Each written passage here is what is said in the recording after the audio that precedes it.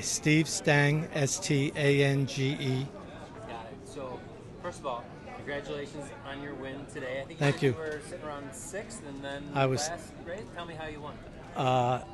I got up early in the contest. I hit the pick five at Tampa Bay. First five races, paid $1,500, $1,700, something like that. So I was up early. Also hit a nice trifecta at Aqueduct. And then for the rest of the day, if that was about noon, for about 4 hours, tried to give it all back. I forget what I hit next, got me to about 1,800. Saw the board, saw what we needed to do. So I want to say in the seventh race at Santa Anita, I bet 100 on the horse at 9-2. He won. I took that, bet 200 on the horse at Oaklawn at 7-2. He won. So now he's in pretty good shape.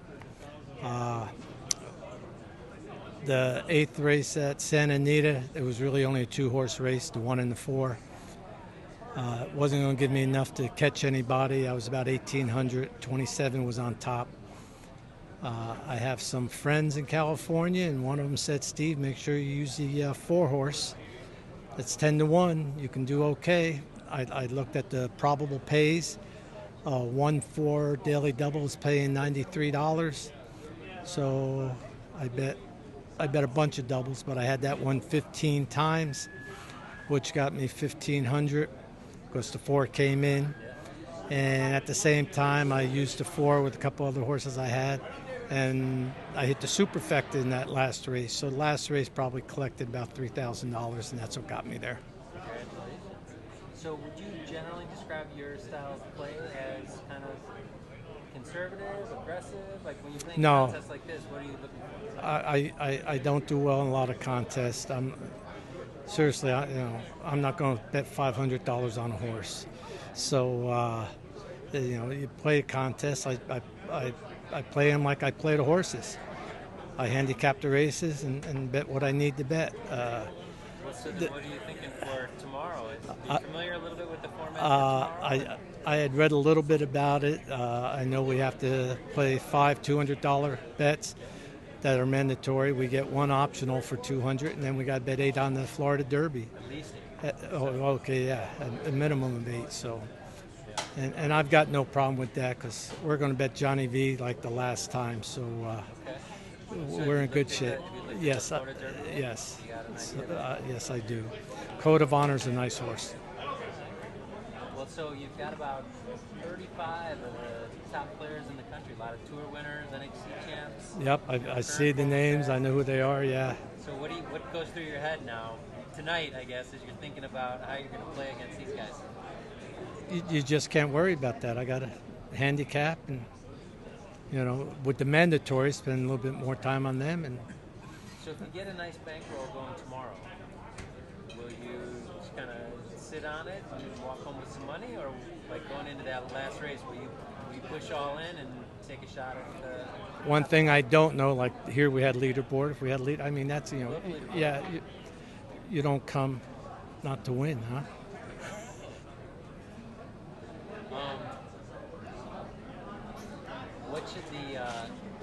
What might some of these guys want to know about you and why you could be formidable to them? Well, I play in a lot of these contests. I've been to the NHC 4 or 5 times. I've played in contests with them and have finished ahead of them, and I'm sure they see my name on the online games, so they should know who I am. So if you could say your first and last name and spell it, please. Dave Sellner, S like Sam, E, double L like Larry, N like Nancy, E-R. Where are you from, Dave? Originally from Southern California, but I've lived in the Chicago area for about 30 years now. Do you come and play at Hawthorne much? Hawthorne and Arlington. I live just 3-4 miles from Arlington, so out there a lot, but Hawthorne puts on some great contests, so I'm here often for those. Well, I know you were here yesterday and had a pretty good day. Take me through that.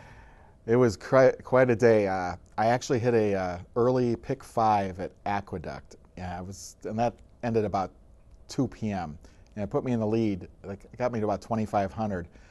So I decided to kind of sit back and let everybody come and get me the rest of the afternoon. So I didn't do too much until about 5 o'clock when a couple other players got within a few dollars of me. So I knew I had to kind of put the pedal to the metal there a little bit.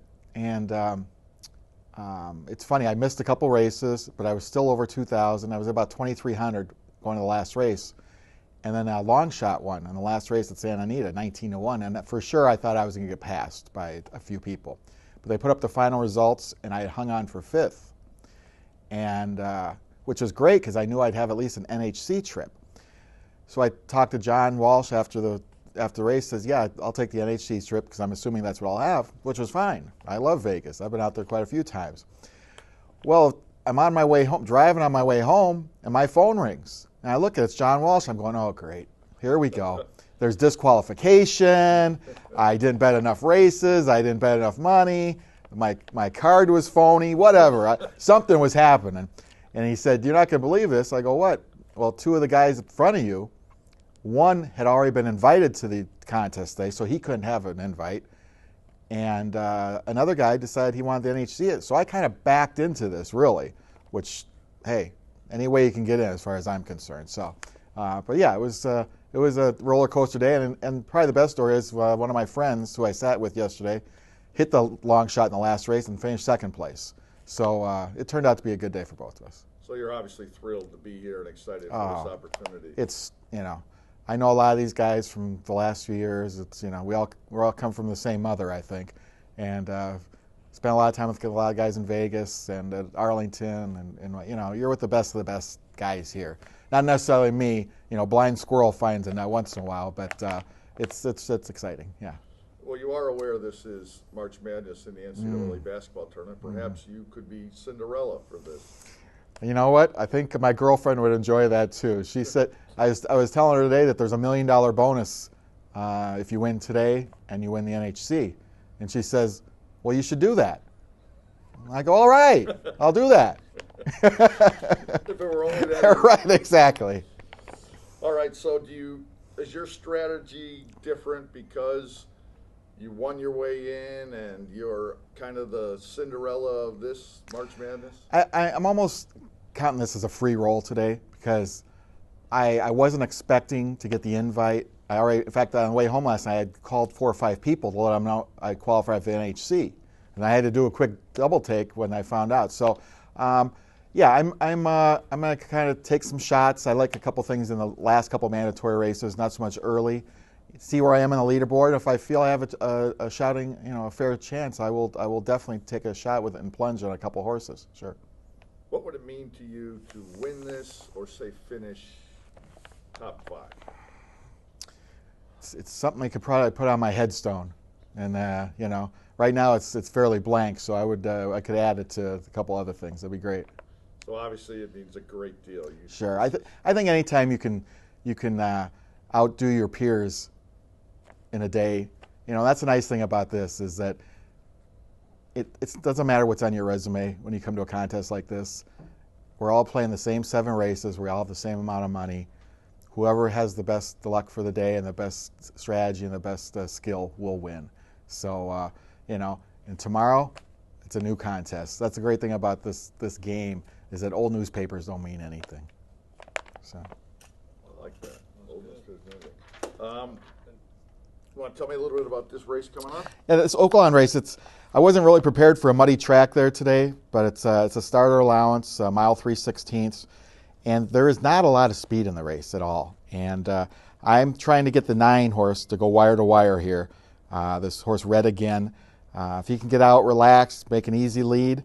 I'm putting 4 or 5 long shots underneath him, and I'm playing big exactas with him. So keep your fingers crossed for me with the 9 horse, and we'll see if we can hit maybe a nice big exacta here. Hi, I'm Mike Rusovic, Rusovick, from West Dundee, Illinois. Outstanding. Good. So I understand you played your way in. Yesterday. Got hot yesterday. Me and 2 of my buddies. I was there. I didn't hit shit All right, we'll beep it up. All right, I didn't hit anything. My buddy Dave, he was in here earlier. He hit the pick 5 at Aqueduct. Got back like 2,500. He's always telling me, you gotta go, right? So he hit the 2,500. He's like, "Oh, I'm not betting until 5:30." I'm like, "You're always telling me I gotta bet. Now you hit and you're scared." right? I said, that's all right. So our other buddy Paul came. He was live in 3 horses at Oak Lawn for 20,000, 18,000, and 16,000. Naturally, he got beat. I was on to my last $300. 3 races to go. I said, send it in, and Dave still, he says his sphincter was tightening up. I said, don't call your girlfriend and tell her you got 2,000. She's going to think you're bringing money home. You don't tell them nothing until they're done dealing. So we're sitting there, and I'm in second. I got 2,400. I ain't got nothing, Dave. So let's start actually right there. So tell me how you got into racing and what you love about it now. Okay, well, my fiance introduced me to horse racing like 2.5 years ago. And for the first year, I just kind of watched and cheered on his horses, and I'm an artist, so I painted the horses. I started drawing and painting them. And then about 1.5 years ago, I decided that I've learned a lot about it, I've heard enough, and I wanted to start competing too. So You just kind of have a knack for it? Like, is yeah, he well, a handicapper too, or is he yeah, a oh yeah, trainer? he's a handicapper. Are you a So better handicapper than he is? I shouldn't say that. No, he's taught me. So he's taught me all the best things and tried to keep out all the mistakes he's made in the past doing it. So teach me the good stuff. So what is it that you, and I should say too, in answering the question, if you could restate the question a little bit. So when I say Okay. like, what is it that you like about handicapping? Say, what I like about handicapping is that kind of. So, what is it that kind of draws you into is it the data, the analysis, like trying to figure out a competitive edge? Like what is exciting about the handicapping part? Yeah, what I like about handicapping is trying to figure out what the public is going to miss. Figure out, that edge that sets you apart. So, which really caters to contest play, as opposed to I still like window play, but I really enjoy the contests and competing against other people. So how many contests have you played in? Well, I've done a fair amount of. Oh, I should restate the That's question. fine. I've competed in a fair amount of online contests, and most of my live contests have been here at Hawthorne. I did qualify this past November at Hawthorne for the NHC, so I had my first NHC experience in February, and that was really fun. So is there any awareness that you have or feeling that you have, like you're going to be the only woman in this contest? And that's a little bit true of racing in general, and it's still a very male-dominated kind of sport, but does that give you an edge? Does it put a chip on your shoulder? Ooh, that's a good question. Let me think about that before I answer. Is that okay? Yeah. Okay.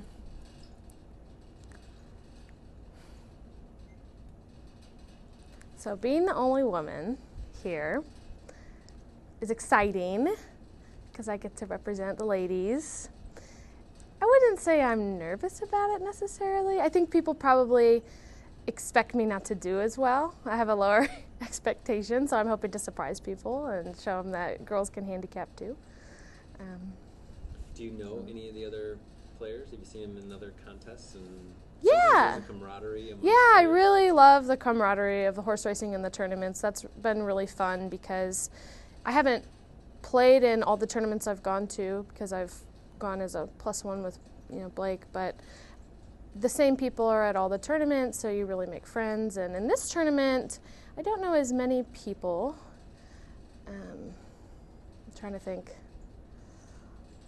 Do you know any of them by name? Like if you, Yes. Yeah. So Yes. say their names too. Like who are you really kind of going to Like, be keeping an eye on? keeping an during eye the on? contest? See Okay. who's, like going to be tough to beat. I think Jim Bennis is a formidable name because obviously he's a champ, an HC champ, and I think he just wins a lot of tournaments.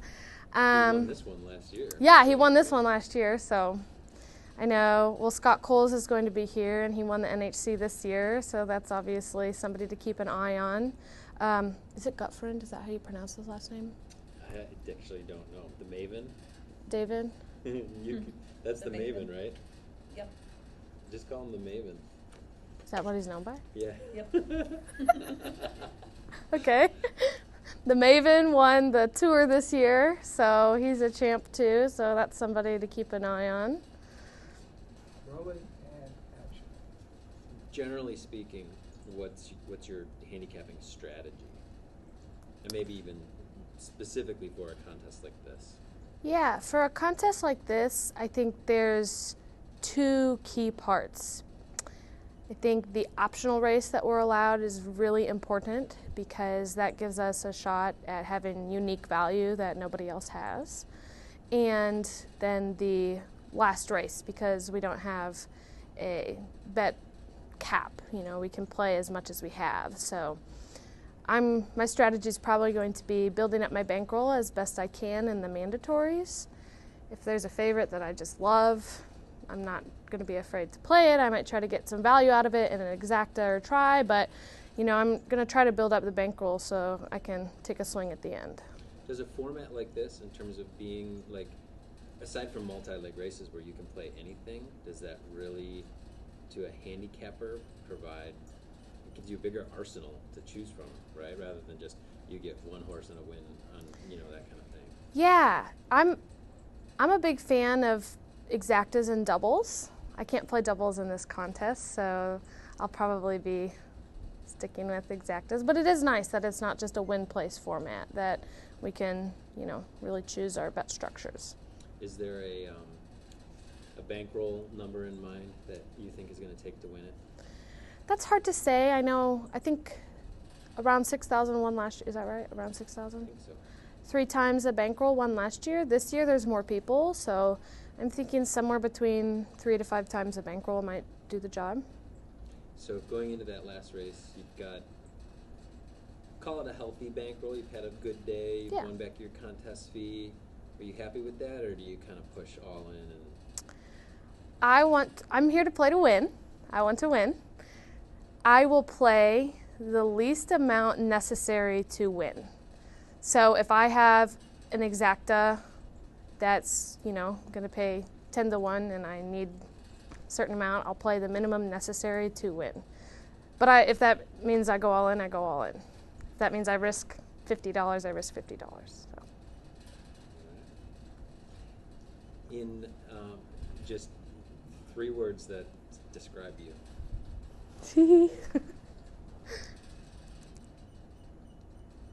3 words that describe me?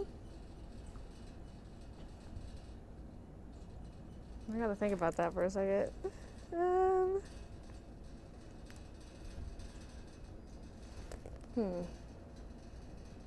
And no one's gonna be optimistic because I have to stay optimistic. We can go with 1 word if you want. Like as a person in general or as a handicapper? I guess either. 3 words to describe me would be optimistic, competitive, and creative. I'm rolling now. All right, well, so this will just be conversational. So Whatever. start over there again. So why is everyone giving me your name to say this is someone we got to watch? Well, I won the NHC Tour last year. I won 5 contests. I had a pretty amazing hot streak. I won 2 of the contests here at Hawthorne last year. I've won contests in the Chicago area for 15, 20 years rather consistently. Been pretty much me and Jim Bennis been winning most of the contests, and I'm one of the hometown favorites, I guess. I like it. So is Jim the one you're going to be gunning for tomorrow, or are there some other guys out there? Well, there was one guy that I was specifically gunning for, but his candy ass is too lame to show up in person. That would be Cappy. Oh, he's coming. He's not coming tomorrow. He's not. I've heard that he's not. I talked to him this morning. Okay, well, if his candy ass shows up, I'm going to take him over my knee and spank him. He was the fat, chubby kid that we wouldn't let in the wiffle ball games growing up in Skokie, okay? He is, he's coming into my house now. I love all of that, and I want to hear more about fat kid playing wiffle ball. Well, so You don't want to hear about him kicking the ball on the golf course, though. there's going to be lots of good stories there. I have to get him on. So I heard last night that he wasn't coming. That just for the record. I heard through one of his friends, maybe one of his friends is going to be his go-between and put in the plays for him, but I don't know how it's going to work. Whatever. This is the way he's got a tentative interview before the Cubs game, and he's not going to know till tomorrow. Mm-hmm. So if he needs to leave early, we've got a way that he can still finish out the contest. Okay. He's going to be here to start it. Whatever. I You know. hope he's I hope he's here. Admittedly, he might need to, you know, and anybody can obviously get tips and insights from whoever they want. Right. Well, He might he can hook up with Eddie, and him and Eddie can figure it out. Well, so what do you think about, a lot of people know Eddie obviously through hockey, but he talks very passionately about racing to a very, big public audience. But I'm getting you've played against him before. I think we've competed in a couple handicapping contests. I actually played hockey as a kid, so I knew of Eddie before he was, the third pick in the draft and had the NHL career. Actually, I was in Sarajevo to see him play in the Olympics, except I got there for the second week and the Americans were knocked out by then, so I never got to see him play in the Olympics. So what kind of handicapper is he? He's pretty good, actually much better than I thought he was. When he first came out on the scene, I thought he was a little bit of a luck box, hit a couple things and wow, look at this, Eddie Olczyk. But he's proven he's had more staying power than I ever imagined, and he knows what he's talking about. There's no doubt about it. Big win in Pegasus last year. He got it done. He got it done. So what do you think it's going to take to get it done tomorrow? Winning having the right opinion in the Florida Derby, the way this contest is set up, there's 6 preliminary races, $200 a race, but it's all set up to come down to the last race. And if you hit the Florida Derby, you got a chance, and if you don't hit the Florida Derby, well, you're SOL. So do you have a strong opinion yet on that race? I have an idea. I have an idea what I'm going to be doing tomorrow. Hopefully I'll be in a position to execute the idea, but I have idea A, if a win bet's enough. Idea B is if an exact is enough, and then who knows if neither of those will work. Then desperate times will call for desperate measures. But with $800, I think an exacta should be enough. So good exacta. One-way exacta, cold. You can bust all day, and if you show up there. Correct. Okay. And it's going to be hard in the other 6 races when you're limited to $200 to get so far ahead where the last race isn't going to matter. So will you try for that though? Will you try to scare people off? Oh, of course. I mean, I think I'm not going to be playing conservative early. I'll be trying to get into 5 figures. I'd love to be into 5 figures before the Florida Derby. I'll be throwing darts and taking shots. So how does that work for you then in going into that last race? If you're on the top of the leaderboard with the big bankroll, do you go option A? Do you go option B? Or is there like an option A point? Well, there is an option, what you just mentioned, kind of like A point B is, because you have to bet $800. So with whatever $800, if you're going to only bet the minimum, you can make sure that you give yourself a chance to get to the score that you think you might need, while being able to protect your score as well. So you're in a position to improve your score, but you don't necessarily have to risk it all at that point. But it can be a conundrum decision. You have 8,000 and the person behind you has 4,000. Do I bet 5,000 to win on Hidden Scroll, or do I bet 2,000 to win on Hidden Scroll? That's going to be, the amount and how you go about it is going to be the big decision. So it sounds, in just listening to some of the way you talk about this, that how would you say you're excited about picking the right play, right? I don't want to say just winner, versus beating the other guys that are playing. It's a game to beat the other players. It's not about picking horses. It's a game about beating the opponents and giving your best chance to beat the opponents and figuring out what the best way mathematically is to give yourself. The idea of playing a handicapping contest or a poker tournament or a backgammon tournament is, as a tournament player, is to give yourself the best and most opportunity to win the game. It's not about, I've got this opinion on a horse and I have to play this horse and I love this horse.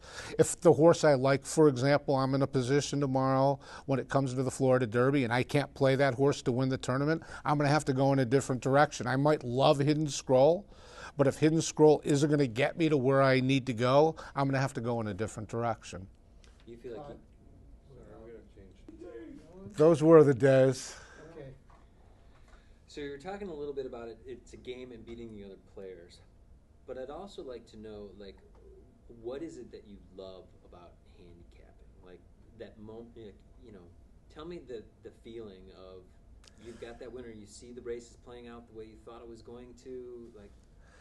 Well, that's a very simplistic answer to that question. You know, figuring out how a bunch of dumb animals are going to run around in a circle and figuring that out in advance, it's a rush. I mean, that's the thrill of handicapping. You know, figuring it out before it happens and watching it play out exactly as you would envision it, and then you get rewarded with money. I mean, that's the concept of the game we're playing.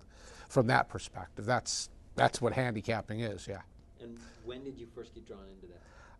When I was 16 years old. I was a diehard, passionate Chicago sports fan all my life. Read the Tribune and the Tribune sports page every morning when I first got up. And I never figured out what the horse racing part of the horse newspaper was. And I got in a car accident when I was 16 and had nothing to do in the hospital. So I figured out what the horse racing part of the thing was. Shortly thereafter, I read Betting Thoroughbreds by Steve Davidowitz and Picking Winners by Andy Beyer, and I was coming out to Sportsman's in Hawthorne and Arlington as a teenager, and I was hooked then, and 40 years later, here I am. Someone smarter than me will figure out that allegory of, you know, a car wreck getting you into the wreck of racing. Yes, there might be something psychological there now that you think about it. I can't think of anything else right now. There's so much really great stuff in there. I'll give you a little something. I'm gonna win. I'm gonna win. I qualified for this tournament not once, not twice, but 3 times. Winning at Hawthorne in July, the OTB tournament actually in Peoria, winning a contest here at Thanksgiving, and because I won the tour, I was hoping to win for a 4th time, earn my way in for a 4th time in the contest yesterday here at Hawthorne, but it didn't work out that way. But I was very, very upset at being slighted last year.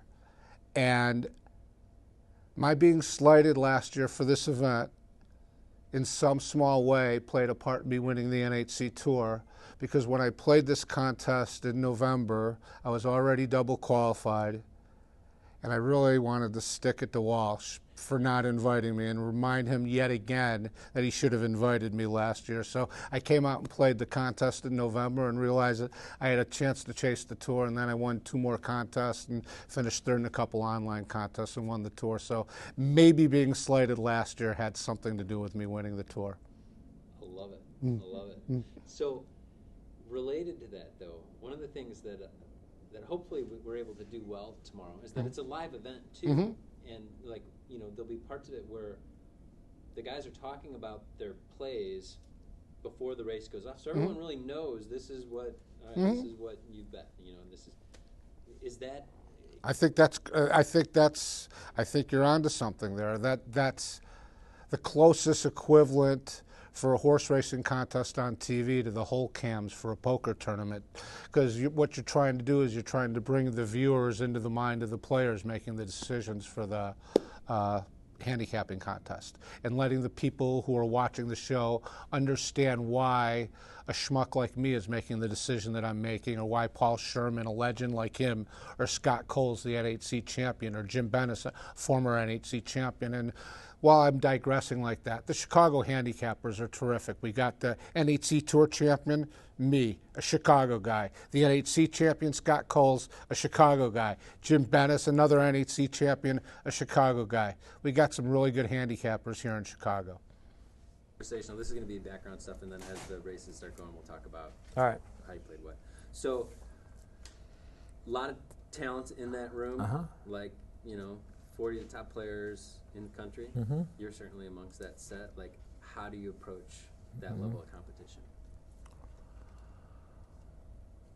Well, I mean, I think you can't really be intimidated or mesmerized by your competitors. You know they're going to hit races. You know that they're going to have money in the bankroll when it it means the most in the last race in the Florida Derby. But I think you have to just worry about what you like and having conviction. And, you know, I'll look at the leaderboard as the day goes on. I'm just kind of more worried about me, if I'm seeing it, and then also taking into consideration how the tracks are playing, and then play accordingly. Because I think you all have a philosophy going in, but sometimes when you get right in the middle of it, your philosophy goes out the window, and you start trying to think, you know, okay, well, how can I turn a 7 or 8 to 1 into 100 to 1, or, you know, 500 to 1. So, but I think at the end of the day, great respect for everybody in the tournament, whether they won their way into it yesterday or there's somebody that has taken down some of the biggest tournaments we have in the country. So what is going to be your strategy for the day? You're going to try to make some moves early? You have an idea of where you want your bankroll to be at certain spots? I mean, I think for me, a couple of my better feels or my stronger plays are in the Oaklawn race and then in the Florida Derby. So I have to hope that my Oaklawn race gives me the opportunity to pad that $800 that if I go 0 for the day until the last race, hoping to have, you know, the opportunity to go ahead and maybe go all in the last race and go from there. So, but I think for me, it's learning over the tournament play is just to have that confidence and have conviction. And regardless if you look up at the board and your horse is 4 to 5 or he's 45 to 1, you take your shot. So, but I have horses that I like in each race. What are their odds going to be? Then that's another thing is, do you bet? Like, I'm a big believer, if you're going to like horses that are north of 7, 8 to 1, win in place in a tournament like this, and I'm talking like, because you only have $200 to play outside the Florida Derby, is if you're going to play a horse at 7 or 8 to 1 on the board, there's really nothing wrong with playing that horse to win and place. Now maybe the place bet's a little less, but at least you know is that if you get beat and you don't hit the exacta, at least you can get your $200 back, and maybe that's another $200 that you can bet for the end of the day. So like I said, one of my stronger plays is in the Florida Derby. So as much money as I can have in the till when it comes to the last race, that'll be my kind of the way that I go through the day. So some of the guys have talked about having less familiarity or experience with live money formats, played a lot of contests. Uh-huh. How does that play into your experience and strategy today? I mean, that it's not mythical wagers. Mm-hmm. Does that give you an advantage? No. Does it hurt you? I think early in my tournament days with live money, and I'll just use the Breeders' Cup betting challenge from, I think it was maybe 4 years ago, where I was sitting in a pretty good spot in the tournament and all I saw was an ice cold exacta, and instead of thinking outside the box and saying, okay, well, I'm going to turn this $2 investment, instead of just taking the $21 exacta, how can I turn that $21 exacta into maybe 80 or 90? And, you know, it ended up costing me the tournament because I looked at it, okay, well, I can make a certain amount instead of looking at the big picture of winning the tournament. So I think after you get over that initial philosophy or pothole in the philosophy of playing a live tournament, live money, and then I learned that lesson the hard way that year, and it was the Arrogate California Chrome Breeders' Cup. Then how I screwed up in the Breeders' Cup that year, I used my advantage in winning the Pegasus tournament last year, where I saw an ice cold exacta and I said, well, how do I turn that into a bigger number? And ended up winning a tournament on the last race of the day. So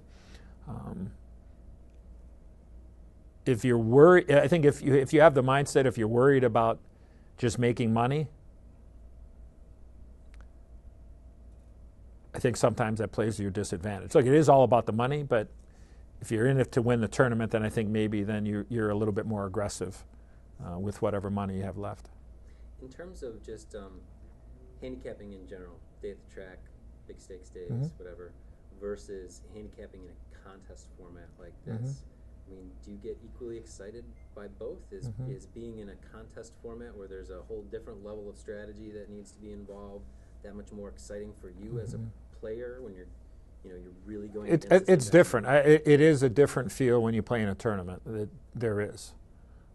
Just because of the big picture and the totality of it. The mandatory races I find interesting, and I think it's much more fair when you're playing in a tournament like this where everybody's playing the same races. You don't know what somebody's betting. Somebody could be betting 200 a place every race, and then all of a sudden, they padded their bankroll by 2,000 or 3,000, and then they go all in the last race. Where somebody may be an exacta player or a super player, and that's how they build their bankroll. So I think you could have winners come from a lot of different areas, and look, all you need is one race. Like if you like a couple of horses, and you like an exacta, and you said, you know what, I'm going to go $200 exacta, and you get a couple of horses north of 10-1, you can turn that $200 into $12,000 pretty quick. So for me, because I travel a lot, I'm always playing off the computer, and I don't get a chance to get to the track as much. So to get out to Hawthorne first off is always fun. Because I used to come here a lot as a kid, and kind of where I gained my handicapping skills coming here. But playing online in a tournament is much different when you're around everybody, and when you're in the venue. I think makes for great theater, and it's fun. It's different. I don't know if I want to do it every weekend, but it's never a bad day to get to the track. That's for sure. So who are some of the other guys out there that you're going to be watching closely today? Who's competition? Well, I mean, this guy thinks he's competition, and that's David Kaplan. As the Peanut Gallery agrees with me. Because Cap and I are such good friends and very close. I just want to be ahead of him at the end of the tournament, because if I'm not, I might have to leave Chicago. I might. Because he has, it's like 50 jobs, and it is Cubs season now, so he's feeling awfully good about himself. So I think I have to, I have to be ahead of him, because if I don't, I will never live this down. But we'll have to see. So he's the main guy that I want to just make sure. So, look, how many participants do we have? Are we thinking? 37, 38. Okay, so we're going to have 37 or 38 participants. If he's 38th and I'm 37th, I'm okay with that. I am totally okay. I would not be okay if he's 36th and I'm 38th, or he's 37th and I'm 38th. No, that can't happen. And I don't want to tie. We'll have to have an arm wrestle off or something like that. So he's my main competition. And by the way, he just happens to be sitting at the same table I am. So I don't think we might have to get a hold of Jim Miller or John Walsh to be able to come in and play referee. So, but look, there are a lot of guys, a lot of talented guys out there, and women that I'm looking forward to going head to head with, and it's nice to be in the same venue to be able to do it. You got a little bit of target on you, on your back for this. One last year, second annual year now. Feeling additional pressure? You're just going to go in and do your thing? How's it going to be? No additional pressure. I wouldn't mind a repeat, but no additional pressure. So who are the players out there that you might be looking over your shoulder at then? Frank Mastari. There's too many Gulfstream races in the contest. Well, and Frank's son's playing this year. Have you played against him before? Yep. How's the father-son dynamic going to play out, do you think? Trouble. But everybody can win this. I mean, there's a good group of players all in that room. So. What is it that you like about the format of this contest in particular? I mean, I like that you can play anything you want. I mean, tries, supers, doesn't matter. So I don't like when they force you to do certain things. It's more like a regular day at the track. So does that kind of bode better for that everyday handicapper like yourself versus somebody who's just a tournament player? Or I would think so, but I mean, even any kind of tournament player still has the capabilities of doing what they have to do in this tournament. So tell me about the kinds of races that we have today. It seems like there's a pretty good variety. I mean, how's that playing into your strategy? Does it help, does it hurt? It's good variety. It's not my kind of variety, though. So, not the races that I tend to lean towards, but everybody plays the same races, so. So a lot of guys have said it's just going to come down to the last race, right? Anybody could win it with an $800 bankroll, find the right connection, and it's there. I'm kind of pushing back on that, saying nobody wants to be in that spot. I mean, if you've shot blanks all day and you've got 800, how's your strategy different than if you've built up the bankroll that you hope to, and you're going to play that Florida Derby? Well, first off, I hung last year when everybody was shooting at me, so you can't hang on. I mean, if you got 800, you know what the target is, and you're going for it. If you're somewhere near the top, then you have to think more about strategy and how you want to approach it. So when during the day might you have to adjust your strategy? Last race. Last race. Any strong feelings so far about the Derby, Florida Derby? It looks chalkish. I mean, I think it does. This isn't being aired before the contest, right? No. This is all private. I mean, it looks like it. I would assume it's coming down to some combination of favorites amongst them. But again, if you can bet tries and supers and whatnot, I mean, you can still score tons. So everybody's alive going to the last race, that's for sure, with 800, unless somebody went crazy during the day. So generally when you're looking at a race, what's the moment when you start to realize who you like in that race? Me? Yeah. Do you see what time I got here? I'm a slow handicapper.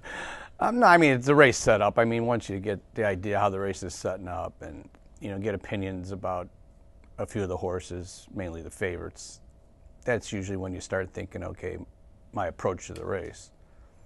But, I mean, every race is different, so.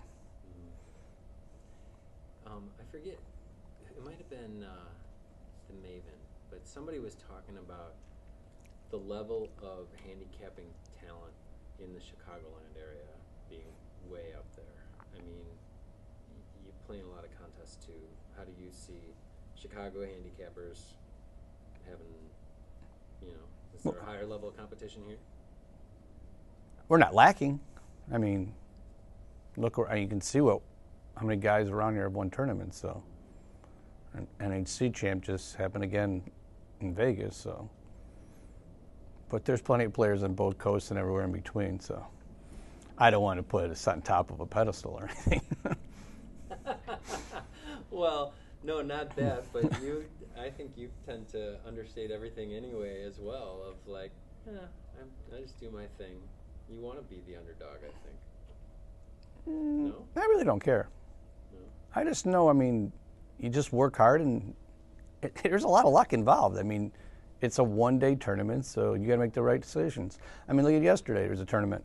I didn't cash a ticket, so very well could happen today. But are you generally superstitious? Not even close. So there's luck involved, but you're not superstitious. Well, I mean, luck in the sense that your horse doesn't get stopped, race, horse stumbles out of the gate, that. I mean, you're only talking, what, Stuff 6 you can races? control versus stuff you can't control. Right. Yeah, I mean, 6 races, it's a short tournament. So you got to do something right in a short period. Mm-hmm. I think that's all I got for the beginning. For the beginning? No secret? For the secret strategy? Secret strategy? I don't even know my strategy yet. So. I like the way you roll. Actually, say that again, but to me, that you don't even have a strategy yet. I can't repeat it. It just comes out of my mouth. I can't say it again. But well, what's your strategy going to be today? But I really don't know. I mean, the board's going to tell me where I'm going at times. I mean, I can think I know what I'm doing, then all of a sudden I look at the board and it's like, okay, I'm not doing that anymore because the value's not there. So you're sitting at a table with guys that are buddies too. Yep. I mean, is there going to be a lot of trash talk back and forth? Like, what's that there was a scene little gonna last be? year. Yeah, what's that scene going to be at the table? We always give each other shit. I mean, well, I'm not supposed to do that, am I? I mean, we're all good buddies, so it's nothing different. I mean, we go to different contests in other states together and everything, so we're used to it. Because you guys do know each other well, I mean, do you, like, will you get on a hot streak? Will Frankie get on a hot streak where you know, like, he's picking horses well, or you just feel like you're kind of in the groove? Like, is that part of it? I don't really feel that way. I mean, if a guy's on a roll, guy's on a roll, but I mean, I don't really think, oh, he's going to be hot all day necessarily. But I mean, Frank's there, Mike's there. I mean, everybody at the table, I don't know who's there because I just walked in, but I mean, there's probably everybody at the table is a winner. So everybody can do it. Pretty much everybody in the room probably obviously is a winner already, so they all know how to do it. I've been in a few of these, and it's always a lot of fun to go up against some of the best handicappers in the world are here, and it tells you the respect level that they have for this contest. So what I try to do is make a score early in the contest, but not get crazy. But if there's something I like, be willing to take a little bit of a shot to build up a bankroll, because if you try and just middle along, you got no shot beating the animals that are in that room. So are there any races that you've already looked at that you think that's where you might see something to make a move? Not necessarily early right now, but the Florida Derby, I feel like I've got a pretty good handle on the race, and the Express Bet racing report gives you a great ability to handicap early and to look at some of the trends and things that are going on in racing. So I'm excited for that race and see where that thing shakes out as we head toward Derby Saturday. So what about the component of an optional race and how it plays into the contest? Like, someone could find a race, Oak Lawn somewhere, or somewhere else that nobody else is even looking at, and really make money and move up the leaderboard. How's that going to play into your strategy? You got to see where you're at, and then is there a race with a horse that looks like it's set right, looks like the conditions are prime, and you're getting some odds. I don't want to play an optional race where the horse I'm picking is 2-1, 3-1. I'm looking to make a score at 10 or more to 1 and see if, wow, bam, there's a big hit that other people may not be expecting. So I've heard you, talk to your listeners, talk to your viewers about racing, and it's a wide audience, right? Guys that know the sport, tracking it just the way the biggest baseball fanatic does, and all the stats and all that. How do you explain the kind of excitement and love of racing to newer fans? Well, like everybody wants to have a pool sheet on March Madness, or they want to have squares at the Super Bowl. Well, you could do that on a regular basis and not have to put a lot of money out there and get a huge return back potentially. If you just watch horse racing, you can watch it on TV with TVG. You can go to ExpressBet right on your phone, your iPad, your computer, and you can go, oh my God, I can watch the race right there. You can bet $2. You can bet a whole lot more. I mean, I found a race, this is a year ago, and I'm on the phone with Eddie Olczyk, and I'm going, dude, talk me out of why I shouldn't like this horse. It's 88-1. And he's like, well, you should throw some money on it if you really like it. Of course, I didn't get as aggressive as I should have, and the horse won. Ended up going off at 80-1. The horse won. I had the horse to win, place, and show, and I'm looking at it going, okay, there was your chance to make a huge score, and you didn't have the guts to throw more money on it. And I believed in my system. I believed in its workout times. I'm like, that horse is razor sharp, ready to go. But you can't lose what you don't put in, but you also can't score if you don't put it in. And that was my problem there. So being good friends with Eddie, like, how has he helped you become a better handicapper? Eddie's one of the best I've ever been around. And the funny thing is, we're in the same general age bracket. He's, I think, 5 years younger than me. And I was 23 years old. I started going to the track when I was 16 after I got my driver's license. And I remember betting on a horse at Hawthorne called Scouting, because I always wanted to be a basketball scout, which I ended up doing in my life. And that horse won in the long stretch at Hawthorne, and I was hooked. And then I bet on a horse called Poots and Scoots. And then I'm out at Arlington, and I'm looking at this guy standing right next to me as the horses are turning for home, and I'm like, that's the guy the Blackhawks just drafted. That's Eddie Olczyk. And so I got to know him, but really didn't establish a friendship at that point. And then as I got into broadcasting and Eddie was wrapping up his playing career, I got to know him, and now he might be my closest friend in my life. And as I watch how he handicaps and being able to use track conditions, previous races that maybe horses really were not out to win, they were out to just get some exercise and then make their hit a couple, 3-4 weeks later, he taught me a lot of that. Don't just rely on the raw numbers. That becomes my biggest problem. I'll look and go, wow, that horse just did a 3 furlong workout in 34 and change or 35. It's blazing, ready to go. And then the horse doesn't win, and I'm like, well, that horse had really good times. And he's like, kid, you got to look at this and this and this and this. And when you start looking at it and seeing early speed and seeing closers, yeah, he's taught me a lot. The guy's awesome. So there's a lot of competition in that room, but who else should people kind of be paying attention to? There's one other guy that I know for sure that you should pay attention to. They call him the Maven. His name is David Goodfriend. I went to high school with him. I think he's a year younger than me in graduating class. I was class of 78. He was class of 79. He's cashed. I mean, it's out there if you look at one of the poker websites. $900,000 last year in poker. This is what he does for a living. He's got a place in Vegas and a place in Chicago. And if he's not in Lincoln Park, he's in Vegas. And all he does is handicap horses, play poker, and that's his life. He loves it. He's a sports guy. I've known him for, God, I don't know, 50 years. He's really good, really good.